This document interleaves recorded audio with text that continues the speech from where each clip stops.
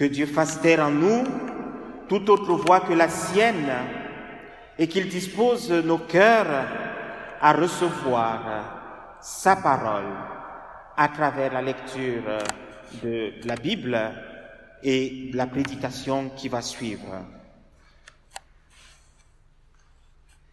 Je vous propose de lire le texte de l'Évangile qui nous est proposé pour ce dimanche. Il est tiré de celui de Matthieu au chapitre 10, les versets 26 à 33. Ne les craignez donc pas, car il n'y a rien de voilé qui ne doive être révélé, rien de caché qui ne doivent être connus. Ce que je vous dis dans les ténèbres, dites-le en plein jour. Ce qui vous est chuchoté à l'oreille, proclamez-le sur les toits en terrasse. Ne craignez pas ceux qui tuent le corps et qui ne peuvent tuer l'âme. Craignez plutôt celui qui peut faire disparaître et l'âme et le corps dans la géhenne. Ne vend-on pas 2 moineaux pour un as? Un as, c'est vraiment une petite pièce d'argent qui vaut très peu d'argent, très peu de deniers, un 16e, je crois, du denier.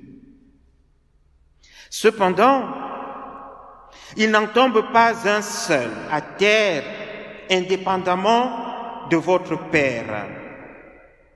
Quant à vous, même les cheveux de votre tête sont tous comptés.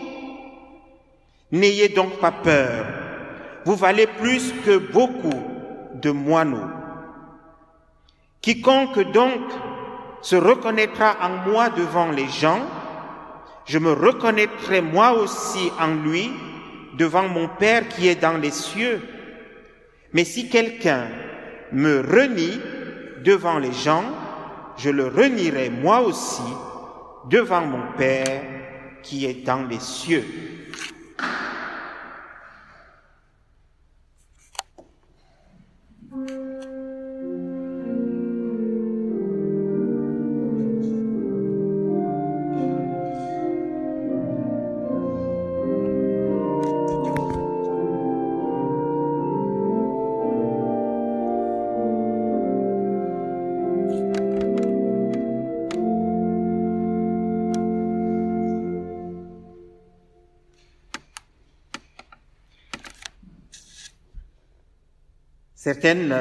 Certaines personnes qui ne croient pas arrivent souvent à dire « Vous avez heureusement la chance de croire.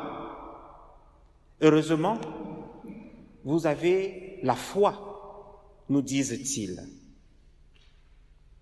Comme pour nous dire que notre foi nous préserve. Et ils n'ont pas totalement tort. Dans les moments de grande détresse et de grande turbulence dans nos vies, nous constatons bien que notre foi, la foi est pour nous un rempart. En même temps, c'est beaucoup trop facile et trop rapide de dire cela. Et pour cause, vous le savez, de nombreux chrétiens, du fait des malheurs et des drames qui s'abattent sur eux, prennent des distances avec la foi. Qui peut leur en vouloir?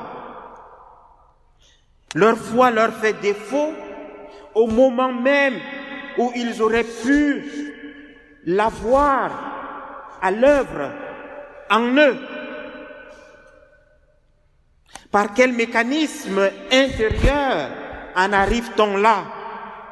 Par quel mécanisme intérieur arrive-t-on à perdre la foi, comme on dit? Une chose semble s'imposer, c'est que ce n'est pas un choix. Non, ce n'est pas un choix que de perdre sa foi. On peut de là comprendre que la foi est une réalité bien complexe. Certains, vous le voyez, perdent la foi, et d'autres, dans le même temps, la défendent, quoi qu'il leur en coûte. On peut penser à tous ces chrétiens qui risquent quotidiennement leur vie du fait de leur foi au Christ. Vous connaissez peut-être cette ONG, l'organisation non gouvernementale, Portes Ouvertes, qui soutient les chrétiens persécutés dans le monde. Oui, cette ONG nous rend compte quotidiennement sur leur site internet de ces persécutions et de ces chrétiens qui tiennent debout, malgré et dans l'adversité. Oui, les tribulations, les humiliations, l'exclusion, la torture ne découragent pas leur foi. Et puis, il y a encore d'autres chrétiens qui sont d'une manière ou d'une autre presque empêchés pour des multiples raisons, notamment à cause de la peur, de dire leur foi. La peur de dire sa foi, y compris dans les pays où ils ne sont pas particulièrement pourchassés. Je pourrais poursuivre ainsi en citant un peu la manière dont les chrétiens vivent leur foi aujourd'hui dans le monde. C'est vrai, c'est une vraie énigme. Une vraie énigme que cette question de la foi. Qu'est-ce qui dérange tant que cela? Qu'est-ce qui dérange les gens dans la foi chrétienne? Qu'est-ce qui pousse les gens à railler, à insulter, à exclure celui ou celle qui confesse sa foi? Peut-être, entre autres, parce que les croyants passent souvent chez beaucoup de personnes comme des gens coincés, dépassés, passés de mode, qui ne vivent pas avec leur temps.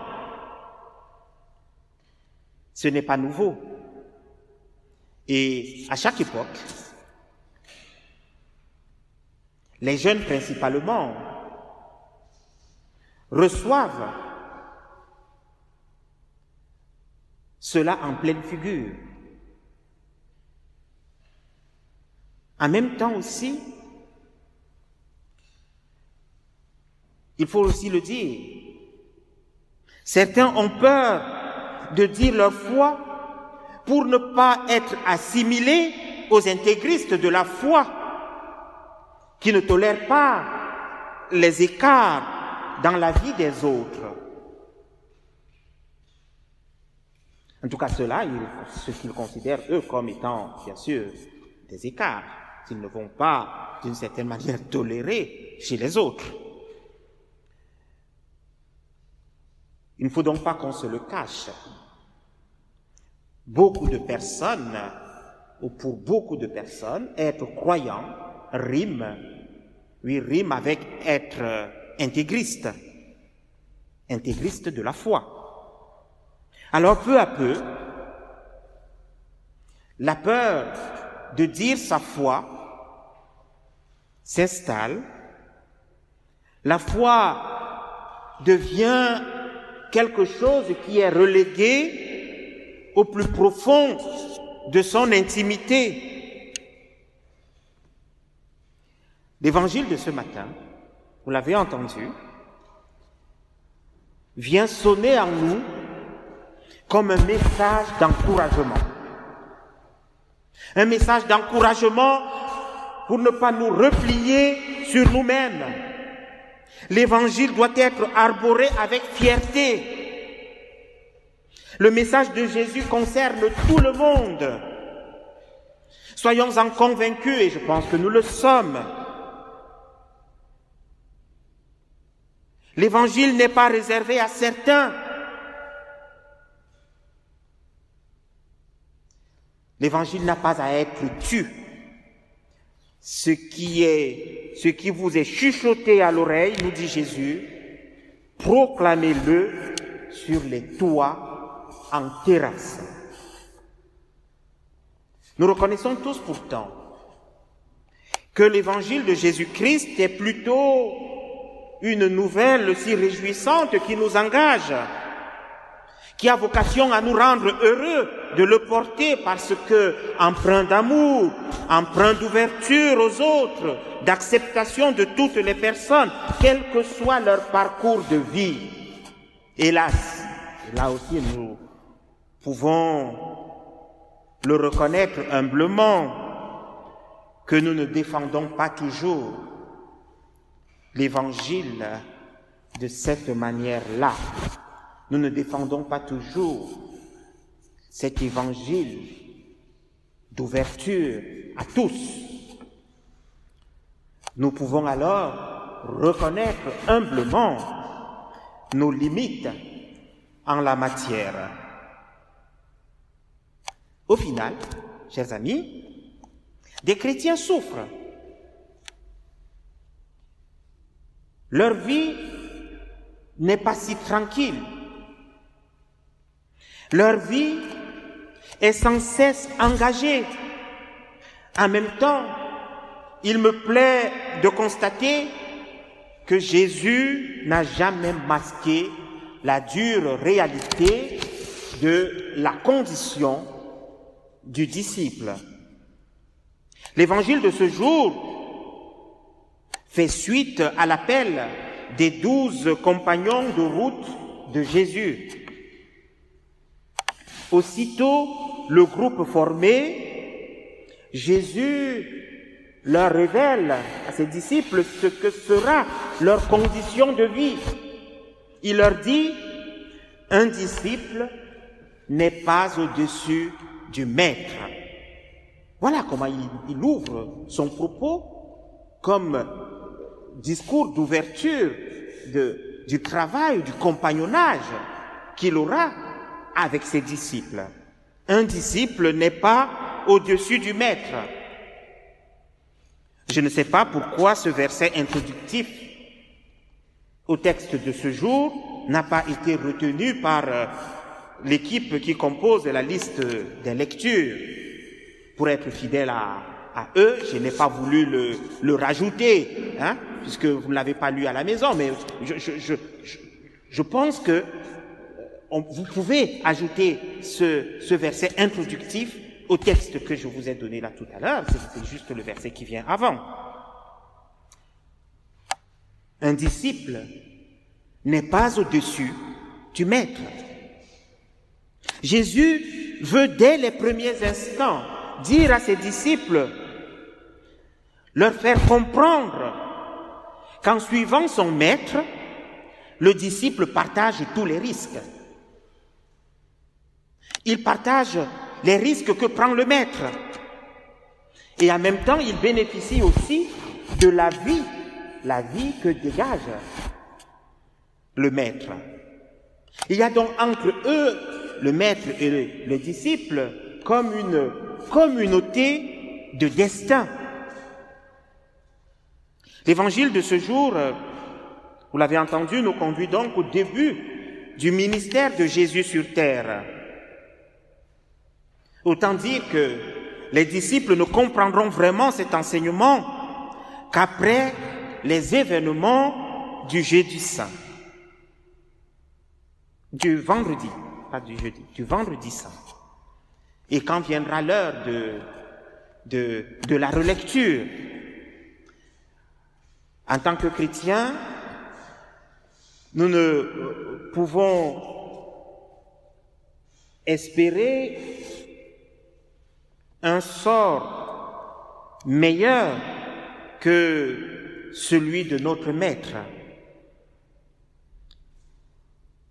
Jésus a reçu insultes et crachats sur la croix. Pourquoi en serions-nous épargnés? Nous ne sommes pas au-dessus du Maître. Toute l'histoire nous montre les persécutions, les lapidations, les tortures, les humiliations du fait de la foi. Et le psaume 69, qui fait partie aussi d'ailleurs des textes de ce jour, nous montre le croyant qui crie son malheur, un malheur provoqué par sa proximité d'avec Dieu. Je veux bien vous lire quelques versets de ce psaume 69. Peut-être l'avez-vous lu avant de venir ici.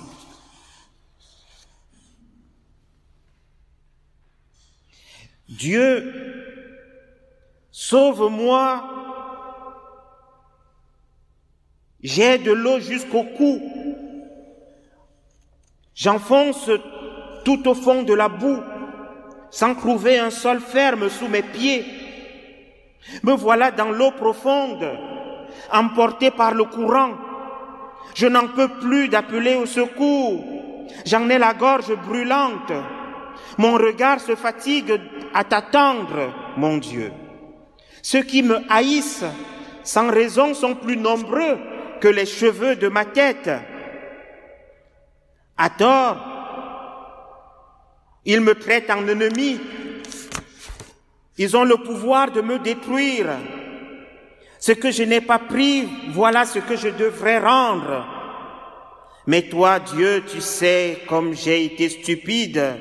Mes fautes ne t'échappent pas. Seigneur Dieu de l'univers, je ne voudrais pas faire honte à ceux qui comptent sur toi. Dieu d'Israël, ne laisse pas ceux qui te cherchent dans l'humiliation à cause de moi.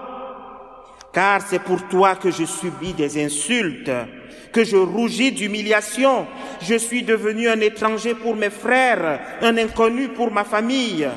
La passion que j'ai pour ta maison me consume. Les insultes qui te sont destinées retombent sur moi. J'ai pleuré, j'ai jeûné. Cela me vaut encore des insultes, etc., etc. Entendons, chers amis, chers frères et sœurs, les encouragements de notre Seigneur dans ces moments-là. Ne les craignez donc pas. Ne craignez pas ceux qui tuent le corps et qui ne peuvent tuer l'âme. Craignez plutôt celui qui peut faire disparaître et l'âme et le corps dans la géhenne. Oui, ils sont là, ceux qui nous tuent. Remarquons d'ailleurs que ce n'est pas une probabilité, c'est une certitude. Comme notre Maître, nous sommes attaqués. David, dans ce psaume que je viens de vous lire, a trouvé des mots justes et forts pour porter nos cris. Au fond, pourquoi craindre ceux qui nous causent du tort? Ils tuent le corps, mais rien de plus que cela. La vie est bien plus que cela. Et en rien, on ne joue sa vie. Personne ne perd vraiment sa vie. Et aussi comme notre Maître, nous vaincrons donc. Oui, nous sommes attaqués et notre corps est anéanti, mais notre vie l'emporte sur toutes ces morts. Cette double entrée, vous voyez, est importante à signaler et à porter. Voyez-vous, la crainte a toujours un sens bien plus large que la peur. La crainte a un sens plus large que la simple frayeur. La crainte combine aussi, en plus de la frayeur, en plus de la peur peut-être, mais il y a aussi dans la crainte des notions de respect, de vénération, de révérence même. Alors, toute notre louange, dans ce contexte-là, doit être portée et est portée vers notre Seigneur qui peut faire périr tout notre être entier. Il est vrai, reconnaissons-le, nous avons parfois du mal à faire cette part de choses. Nous croyons que c'est toute notre vie qui est engagée dans une action, dans un travail, dans une amitié, dans une relation, mais au fond, rien n'engage la vie véritable. Rien, nous dit Jésus. Rien n'engage notre vie véritable. Aucune action, aucune relation n'engage la vie véritable. Les apparences nous déroutent peut-être, mais notre vie véritable est gardée par notre Seigneur. Alors, ne nous trompons jamais de combat. 2 remarques rapides pour terminer. Nous comprenons alors que Jésus parle bien ici de Dieu qui peut tout. Et remarquons aussi que ce n'est pas parce que Dieu peut tuer et le corps et l'âme qu'il le fait. Dans la bouche de Jésus, ce qui concerne Dieu est une probabilité. C'est probable. Dieu peut le faire. C'est pas parce qu'il peut le faire qu'il le fait. C'est juste probable, non effectif. Alors que vous avez vu pour l'humain, ce n'était pas la probabilité, c'était une certitude. Cela nous conduit à la seconde remarque. Jésus nous dit, si quelqu'un me renie devant les gens, je le renierai moi aussi devant mon Père qui est dans les cieux. Il est intéressant de voir ici que le champion du reniement parmi les disciples est bien Pierre. Pierre, en reniant son maître dans la cour du Sanhédrin, il se renie lui-même. Il se coupe un temps de ce qui est sa véritable vie.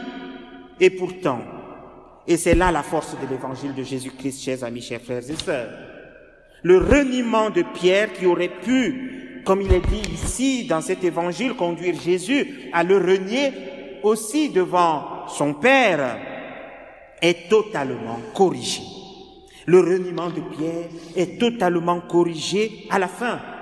Non pas par les actes de Pierre,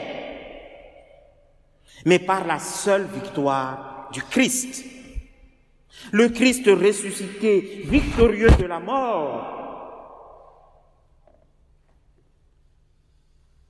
ne tient plus compte du reniement de Pierre. Il le rejoint et rejoint aussi les autres disciples pour poursuivre avec eux le chemin commun jusqu'à la fin du monde, leur dit-il. Et remarquez que l'évangile que nous avons lu ce jour se termine ainsi, avec cette promesse. Quant à moi, je suis avec vous tous les jours jusqu'à la fin du monde. Entendons cette belle promesse, cette promesse accomplie. Amen.